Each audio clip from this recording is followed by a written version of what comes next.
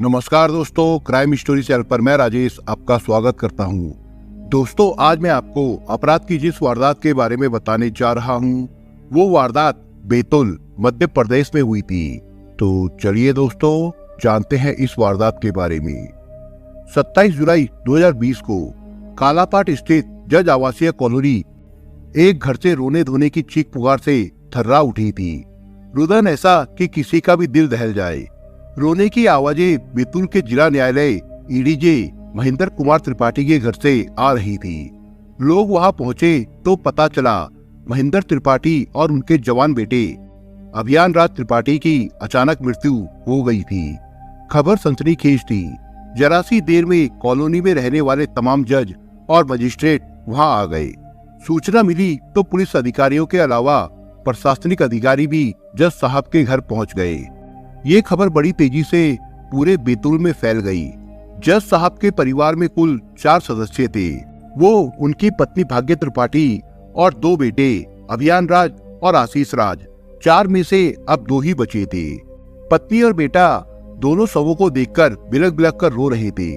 महेंद्र त्रिपाठी व उनके बड़े बेटे के कफन में लिपटे शव देखकर उनकी पत्नी की समझ में नहीं आ रहा था कि अचानक उनकी खुशियों को कौन सा ग्रहण लग गया था कि देखते ही देखते हंसती खेलती जिंदगी मातम में बदल गई। घटनाक्रम की शुरुआत 20 जुलाई 2020 को तब हुई थी जब रात करीब 10:30 बजे पूरे त्रिपाठी परिवार ने डाइनिंग टेबल पर एक साथ खाना खाया था। बड़े बेटे अभियान राज की पत्नी अपने मायके इंदौर में थी। खाना खाने की कुछ देर बाद छोटे बेटे आशीष को उल्टियां होने लगी। थोड़ी देर बाद महेंद्र व उनके बड़े बेटे अभियान के पेट में भी दर्द होने लगा। आशीष को 2-3 बार उल्टियां हुई। उसके बाद पिता व बड़े भाई के पेट में भी दर्द बढ़ता गया तो पूरा परिवार चिंता में डूब गया। चिंता इस बात की थी कि कहीं खाने की वजह से कोई फूड पॉइजनिंग हो गई हो। मिसेज त्रिपाठी ने कुल 6 चपातियां बनाई थी, जिसमें से 1 रोटी आशीष ने खाई थी। बाकी 5 चपातियां आधी महेंद्र त्रिपाठी और उनके बड़े बेटे ने खा ली थी। मिसेज त्रिपाठी ने दाल के साथ सुबह के रखे बासी चावल खाए थे। उन्हें किसी तरह की दिक्कत नहीं हुई थी। आमतौर पर घर में जब किसी को खाने के कारण फूड पॉइजनिंग होती है या पेट दर्द होता है तो लोग घरेलू उपचार पर ध्यान देते हैं। मिसेज त्रिपाठी ने भी ऐसा ही किया। उन्होंने पति और दोनों बेटों को गर्म पानी में हींग और नींबू घोलकर दे दिया। इससे छोटे बेटे आशीष की तबीयत में सुधार हुआ और उसकी उल्टियां बंद हो गई। लेकिन जज साहब और उनके बड़े बेटे का दर्द कुछ देर के लिए कम जरूर हुआ, मगर पूरी तरह से खत्म नहीं हुआ। चूंकि शाम के खाने में इस्तेमाल सब्जी व दाल सुबह की बनी थी, जिनका इस्तेमाल सुबह के खाने में भी हुआ था, इसलिए उनमें से किसी तरह की फूड पॉइजनिंग की संभावना कम ही थी।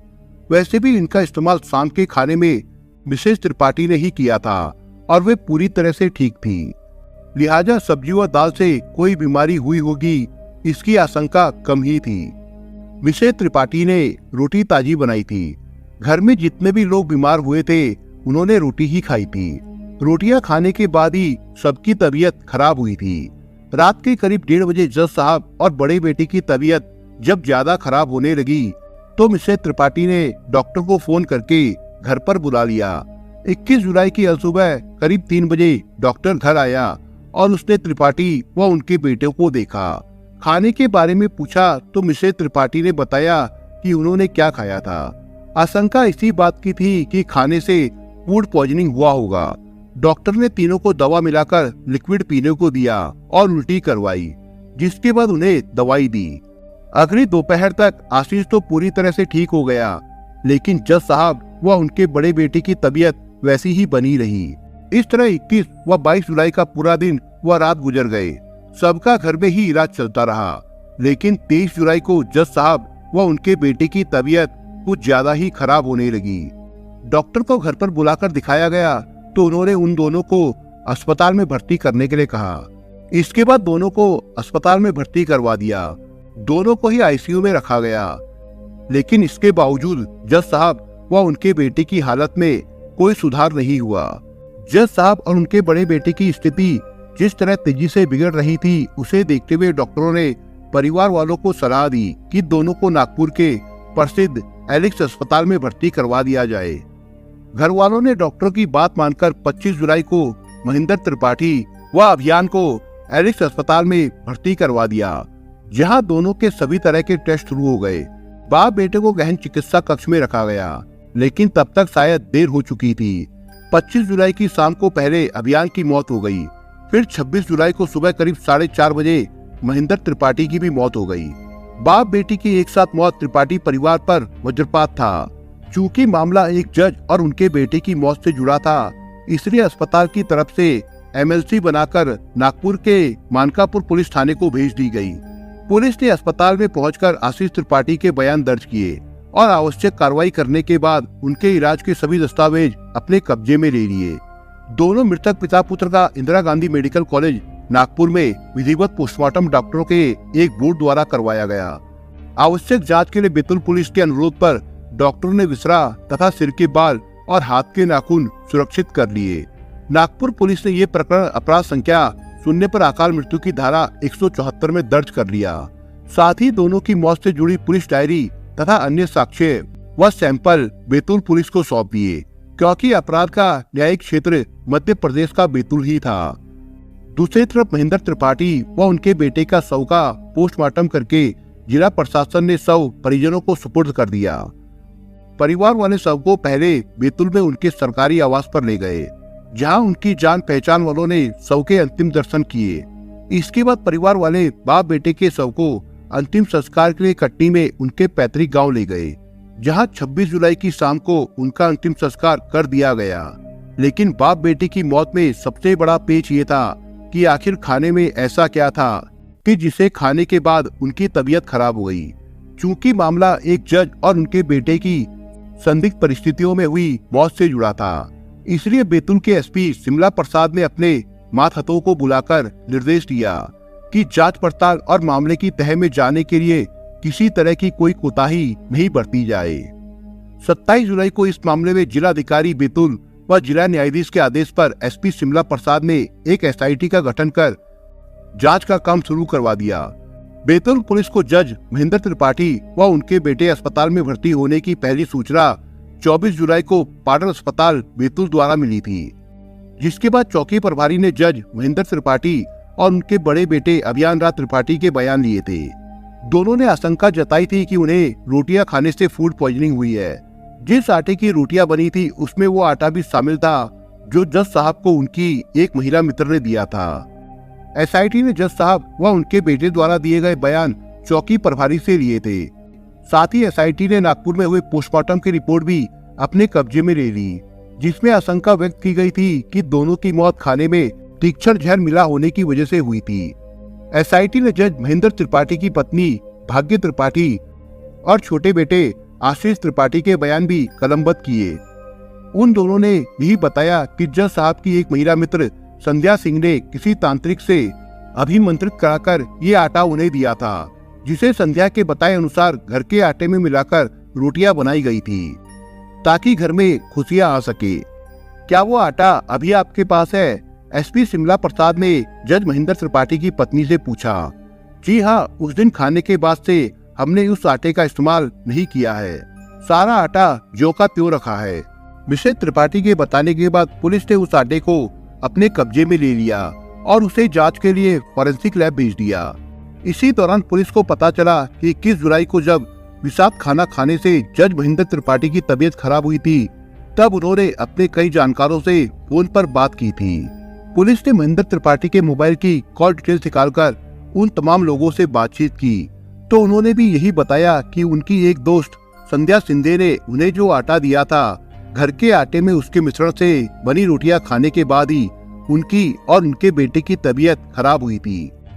पुलिस को कॉल डिटेल्स में संध्या सिंह नाम की एक महिला का नंबर भी मिला, जिसे इलाज के दौरान जज साहब ने कई बार कॉल की थी, लेकिन किसी भी कॉल पर बहुत लंबी बात नहीं हुई थी। जज त्रिपाठी के छोटे बेटे आशीष राज ने भी पुलिस को बयान दिया कि जब उनके पिता व भाई को नागपुर के अस्पताल में शिफ्ट किया जा रहा था, तो पिता ने रास्ते में उसे बताया था कि वो आटा उनकी परिचित महिला संध्या सिंह ने दिया था, जिसे घर के आटे में मिलाकर बनी रोटियां खाने से सबकी तबीयत खराब हुई थी। उन्होंने बताया था कि उस आटे की पूजा किसी पंडित ने की थी। पुलिस को अब तक इस बात के पर्याप्त सबूत मिल चुके थे कि महेंद्र त्रिपाठी व उनके बेटे की मौत विषाक्त आटे से बनी रोटियां खाने से हुई थी। अभी तक की जांच में संध्या सिंह नाम की महिला मुख्य किरदार के रूप में सामने आई थी। पुलिस ने एसपी शिमला प्रसाद के निर्देश पर बैतूल के थाना गंज में 27 जुलाई 2020 की सुबह जस त्रिपाठी व उनके बेटे की अकाल मृत्यु के मामले को अपराध क्रमांक 26/220 पर दर्ज कर लिया। लेकिन जब इस मामले में साक्ष्य एकत्र हो गए तो इसे हत्या की धारा 302, 323, 307 और 120 बी के तहत पंजीकृत किया गया। इस मामले में मुख्य किरदार संध्या सिंह थी, इसलिए पुलिस ने उसकी जोर शोर से तलाश शुरू कर दी। पुलिस के लिए सबसे बड़ी परेशानी ये थी कि महेंद्र त्रिपाठी न्यायिक अधिकारी थे। उनका परिवार भी संध्या सिंह के बारे में बहुत ज्यादा जानकारी नहीं दे रहा था। मसलन वो कौन है, कहाँ रहती है और उसके दिए गए आटे को उन्होंने क्यों इस्तेमाल किया। इसके अलावा पुलिस टीम ये भी नहीं समझ पा रही थी कि जज साहब के घर में ऐसी कौन सी कलह थी जिसे दूर करने के लिए वो पंडित या तांत्रिक का मंत्र पूरित आटा घर ले आए। सवाल अनेक थे, लेकिन उनका जवाब किसी के पास नहीं था। इसलिए पुलिस ने सारा ध्यान संध्या सिंह पर फोकस कर दिया, क्योंकि उससे पूछताछ करने के बाद ही इन सवालों का जवाब मिल सकता था। पुलिस लगातार संध्या सिंह के मोबाइल की लोकेशन ट्रेस करने लगी, क्योंकि वही एक जरिया था जिसके माध्यम से उस तक पहुंचा जा सकता था। संध्या सिंह का मोबाइल लगातार बंद मिल रहा था, बीच बीच में वो ऑन होता और फिर बंद हो जाता था। पुलिस ने जब मोबाइल की लोकेशन की जांच की तो वो हाउसिंग बोर्ड कॉलोनी स्थित एक मकान की मिली। इसके बाद पुलिस टीम उस मकान पर पहुंची तो वहां ताला लगा मिला। पुलिस टीम संध्या सिंह तक पहुंचने के लिए लगातार काम कर रही थी। 30 जुलाई की शाम के समय संध्या सिंह के मोबाइल की लोकेशन रीवा में मिली। छिंदवाड़ा में भटक रही पुलिस टीम को तुरंत रीवा भेजा गया, जहां संयोग से संध्या अपने कुछ साथियों के साथ मौजूद थी। पुलिस उन सभी को हिरासत में लेकर बैतूल लौट आई। संध्या सिंह की कार भी पुलिस ने जब्त कर ली थी। संध्या सिंह की उम्र करीब 50 साल थी। पहनावे और बातचीत से वो एक आधुनिक महिला लग रही थी। शुरुआती पूछ में तो संध्या सिंह इधर उधर की बातें करके सबका समय खराब करती रही। उसने पुलिस को बताया कि एडीजे त्रिपाठी से उसकी जान पहचान जरूर थी, लेकिन उनकी मौत से उसका कोई संबंध नहीं है। लेकिन पुलिस ने जब उसके सामने उसके खिलाफ मौजूद सबूत रखे तो उसने कबूल कर लिया कि उसी ने विष मिला आटा एडीजे त्रिपाठी को दिया था। संध्या सिंह ने बताया कि उसका इरादा पूरे परिवार को खत्म करने का था। संध्या सिंह के साथ जो 5 अन्य लोग पकड़े गए थे वे भी हत्या की ही साजिश में शामिल थे। संध्या सिंह कौन थी, जज साहब से उसकी जान पहचान कैसे हुई तथा उसने उन्हें परिवार के साथ मारने के लिए जहरीला आटा क्यों दिया, ये सब जानने के लिए पुलिस ने संध्या सिंह से सख्ती से पूछताछ की तो सारे सवालों का जवाब मिल गया। मूल रूप से मध्य प्रदेश के सिंगरौली की रहने वाली संध्या सिंह की शादी रीवा के एक संपन्न परिवार में हुई थी, लेकिन संध्या की अपने ससुराल वालों और पति से नहीं पटी। शादी के कुछ समय बाद वो अपने पति के साथ रीवा से छिंदवाड़ा आ गई। उसने वहाँ दुर्गा महिला शिक्षा समिति नाम से एक एनजीओ संचालित करना शुरू कर दिया। बाद में संध्या सिंह की महत्वाकांक्षाएं बढ़ने लगी। वो देर रात तक पार्टियों में अपना वक्त बिताने लगी तो संतोष सिंह से उसका मनमुटाव हो गया। तो संतोष सिंह संध्या से अलग हो गए और अपने शहर वापस चले गए। इसके बाद संध्या सिंह खुला और एकाकी जीवन बसर करने लगी। इसी दौरान 10 साल पहले महेंद्र त्रिपाठी की नियुक्ति छिंदवाड़ा में मुख्य न्यायिक मजिस्ट्रेट के पद पर हो गई। महेंद्र त्रिपाठी की पत्नी भाग्य त्रिपाठी मध्य प्रदेश के एक सरकारी विभाग में नौकरी करती थी। उनके दोनों बेटे भी उन्हीं के साथ भोपाल में रहते थे। कभी त्रिपाठी अपने परिवार से मिलने भोपाल चले जाते थे तो कभी उनका परिवार मिलने के लिए उनके पास आ जाता था। एक तरह से महेंद्र त्रिपाठी छिंदवाड़ा में अकेले रहते थे। तैनाती के कुछ महीने बाद ही एक समारोह में संध्या सिंह की मुलाकात जज महेंद्र त्रिपाठी से हुई। त्रिपाठी और संध्या सिंह दोनों ही एक दूसरे से प्रभावित हुए और पहली ही मुलाकात में उनकी दोस्ती हो गई। ये दोस्ती इस कदर आगे बढ़ी कि कुछ ही दिनों में उनके रिश्ते गहरे हो गए। दरअसल संध्या सिंह को लगा कि न्यायिक अधिकारी होने के कारण उसे महेंद्र कुमार त्रिपाठी के बड़े लोगों के साथ रसूख का लाभ मिल सकता है। इंसान भले ही किसी भी पेशे से जुड़ा हो, लेकिन प्रकृति का एक नियम है कि जब वो किसी महिला के आकर्षण या रूप के जाल में फंस जाता है तो उसका विवेक काम करना बंद कर देता है।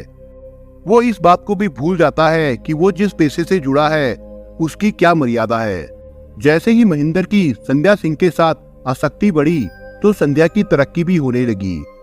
उसने अब त्रिपाठी जी को अपनी तरक्की की सीढ़ी बनाकर पूरी तरह अपने आकर्षण के जाल में फंसा लिया था। उसने त्रिपाठी जी से आर्थिक मदद लेकर कपड़ों का कारोबार भी शुरू कर दिया था। संध्या सिंह ने दुर्गा महिला शिक्षा समिति के नाम से जो एनजीओ बना रखा था, उसके लिए वो त्रिपाठी जी के सहयोग से सरकारी प्रोजेक्ट भी हासिल करने लगी। चूँकि उस समय त्रिपाठी जी छिंदवाड़ा में सीजीएम जैसे महत्वपूर्ण ओहदे पर तैनात थे, संध्या सिंह ने छिंदवाड़ा की उसी हाउसिंग बोर्ड कॉलोनी में किराए का मकान भी लेकर अपना निवास बना लिया, जहां सीजीएम महेंद्र कुमार त्रिपाठी रहते थे। संध्या सिंह और महेंद्र त्रिपाठी के बीच के दोस्ताना रिश्ते की भनक उनकी पत्नी व परिवार के दूसरे सदस्यों को भी लग गई थी, जिसके कारण उनके परिवार में कलह होने लगी। इसी दौरान 2 साल पहले महेंद्र त्रिपाठी की पदोन्नति हो गई और वे एडीजी बनकर छिंदवाड़ा से बैतूल आ गए। महेंद्र त्रिपाठी के बैतूल आ जाने के बाद संध्या सिंह की मुश्किलें बढ़ गई। उनके ज्यादा व्यस्त रहने की वजह से न तो आसानी से उसकी मुलाकात उनसे हो पाती थी और न ही वो उनसे कोई फायदा ले पाती थी। हाँ, इतना जरूर था कि वो महेंद्र त्रिपाठी से मिलने के लिए महीने में 1-2 बार बैतूल आती रहती थी। एडीजे त्रिपाठी उसके लिए सर्किट हाउस में ठहरने की व्यवस्था कर देते थे, जहाँ 1-2 दिन उनसे मिलने के बाद वो वापस चली जाती थी। लेकिन संध्या सिंह से महेंद्र त्रिपाठी के इस मेलजोल की खबर भी उनके परिवार तक पहुंचने लगी, जिसके कारण उनकी अपनी पत्नी व बच्चों से झगड़े होने लगे थे। आखिरकार महेंद्र त्रिपाठी की पत्नी ने अपनी गृहस्थी को बचाने के लिए कुछ महीने पहले अपनी नौकरी से वीआरएस ले लिया और वे जज साहब के साथ बैतूल आकर रहने लगी। इस दौरान बड़ा बेटा अभियान भी इंदौर से उन्हीं के पास बैतूल आकर रहने लगा। वो बैतूल में नौकरी की तलाश कर रहा था। छोटा बेटा आशीष पहले से ही माँ के पास रहता था। इधर 4 महीने से जब से महेंद्र त्रिपाठी का परिवार उनके पास आया था, तब से संध्या सिंह का ना तो महेंद्र त्रिपाठी से मिलना जुलना होता था और ना ही त्रिपाठी जी उसकी आर्थिक मदद करते थे। इतना ही नहीं, अब महेंद्र त्रिपाठी ने अपने बच्चों को सेटल करने के लिए संध्या सिंह से अपने दिए पैसों का हिसाब किताब लेना भी शुरू कर दिया था। वे संध्या से अक्सर कहते थे कि उन्हें अपने बच्चों को काम धंधा कराना है, इसलिए वो उनसे लिए गए पैसे वापस कर दे। पिछले 10 सालों में महेंद्र त्रिपाठी से संध्या सिंह की दोस्ती आत्मीयता की इस हद तक पहुंच गई थी कि 4 महीनों की दूरी उसे सालों की दूरी सी लगने लगी थी। अब वो महेंद्र त्रिपाठी से कतई दूर नहीं रहना चाहती थी, जबकि महेंद्र त्रिपाठी उससे दूरी बनाना चाहते थे। जब महेंद्र त्रिपाठी से उसने कटे कटे रहने और दूरी बनाने का कारण पूछा तो उन्होंने साफ कह दिया कि उसकी वजह से उनके परिवार में झगड़े होने लगे हैं, लिहाजा अब वे एक दूसरे से दूर ही रहे तो अच्छा है। साथ ही उन्होंने संध्या से उन पैसों की मांग फिर से कर दी जो संध्या ने उनसे लिए थे। इन बातों से उपजे तनाव से संध्या सिंह को लगने लगा कि अगर उसे महेंद्र का पैसा लौटाना पड़ा तो वो कहां से इंतजाम करेगी। वैसे भी अब उसे महेंद्र से अपनी दोस्ती पहले जैसे होने की कोई उम्मीद नहीं बची थी। अचानक संध्या सिंह के दिमाग में इन मुसीबतों से छुटकारा पाने के लिए एक साजिश उलाचे मारने लगी। उसने अपने कुछ साथियों के साथ मिलकर एक ऐसी साजिश रची जिससे वो महेंद्र से लिए गए पैसे लौटाने से भी बच सकती थी और उनके परिवार से उसका इंतकाम भी पूरा हो जाता। इस साजिश को अंजाम देने के लिए उसने अपने ड्राइवर संजू और उसके फूफा देवीलाल और साथ में कमल तथा बाबा को भी तैयार कर लिया। संध्या जानती थी कि महेंद्र त्रिपाठी तंत्र मंत्र और पंडितों पर बहुत विश्वास करते हैं। उसने त्रिपाठी जी की इस कमजोरी का लाभ उठाया। उसने साथियों की मदद से सांप का विष हासिल कर लिया। फिर उसने जहर मिला आटा खिलाकर महेंद्र त्रिपाठी व उनके परिवार को खत्म करने की योजना बनाई। इस षड्यंत्र को अंजाम देने के लिए संध्या कुछ दिन पहले बाबा उर्फ रामदयाल को लेकर छिंदवाड़ा से बैतूल पहुंची और वहां सर्किट हाउस में महेंद्र त्रिपाठी को मुलाकात के लिए बुलवाया। संध्या ने रामदयाल से महेंद्र त्रिपाठी का परिचय एक पहुंचे हुए तांत्रिक के रूप में कराया। उसने उन्हें बताया कि बाबा ऐसे तांत्रिक है जो उनकी घर की आबोहवा देखकर पहचान लेंगे कि घर में किस तरह की कलह है। फिर बाबा अपने मंत्र से घर में होने वाली कलह को दूर कर देंगे। एडीजे महेंद्र त्रिपाठी संध्या के झांसे में आकर बाबा रामदयाल को अपने घर ले गए, जहां बाबा ने घर के हर कोने में जाकर कुछ मंत्र पढ़ने का नाटक किया और जज साहब से कहा कि वो अपने घर में रखा थोड़ा सा आटा एक पॉलिथीन में लाकर उन्हें दे दे। जज साहब ने वैसा ही किया। उस आटे को लेकर बाबा चला गया और कहा कि वो उस आटे को अभिमंत्रित करके जल्द ही उनको वापस भिजवा देगा। महेंद्र त्रिपाठी थोड़ा धार्मिक प्रवृत्ति के थे, लिहाजा वे संध्या सिंह के झांसे में आ गए थे। बाबा रामदयाल ने उस आटे को लाकर संध्या सिंह को दे दिया, जो त्रिपाठी जी ने पॉलिथीन में भरकर बाबा को दिया था। 2 दिन उस आटे को अपने पास रखकर संध्या सिंह ने उसमें जहर मिला दिया।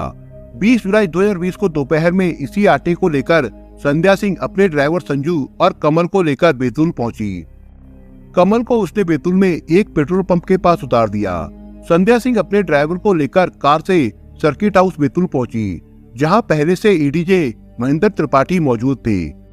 वहां करीब 1 घंटे तक संध्या महेंद्र त्रिपाठी के साथ एक कमरे में बंद रही। यहाँ संध्या सिंह ने उन्हें ये बात समझाने में सफलता हासिल कर ली कि उनका दिया हुआ ये आटा बाबा ने मंत्र पूरित किया है। बाबा की पूजा वाला ये आटा उनके सारे कष्टों का निवारण कर देगा। इतना ही नहीं, परिवार में उनके संबंधों के कारण जो कलह हो रही थी वो भी खत्म हो जाएगी। बस उन्हें इस आटे को घर के आटे में मिलाना है और इससे बनी हुई रोटियां पूरे परिवार को खानी है। संध्या सिंह से महेंद्र त्रिपाठी की यह आखिरी मुलाकात थी। उन्होंने घर आकर आटा अपनी पत्नी को दे दिया और उन्हें उस आटे को घर के आटे में मिलाकर रोटी बनाकर सबको खिलाने के लिए कहा। बस उसी रात इसी आटे की रोटियां खाने के बाद एडीजे महेंद्र त्रिपाठी और उनके दोनों बेटों की तबीयत खराब हो गई और बाद में महेंद्र त्रिपाठी तथा बड़े बेटे अभियान की मौत हो गई थी। संध्या से पूछताछ के बाद पुलिस ने उसके चालक संजू, उसके फूफा देवीलाल, मुबीन खान और कमल को गिरफ्तार कर लिया। पुलिस बाबा उस रामदयाल नाम के उस तथाकथित तांत्रिक की भी तलाश कर रही है, जिसने झाड़ फूक करके जहरीला आटा संध्या को दिया था। महेंद्र त्रिपाठी को ना तो संध्या सिंह के इरादों का पता था और ना ही ये कि उस आटे में जहर मिला है। एसपी शिमला प्रसाद के मुताबिक त्रिपाठी की फैमिली में सब कुछ ठीक नहीं चल रहा था और एडीजे दंपत्ति में मनमुटाव था। संध्या ने इसी का फायदा उठाया।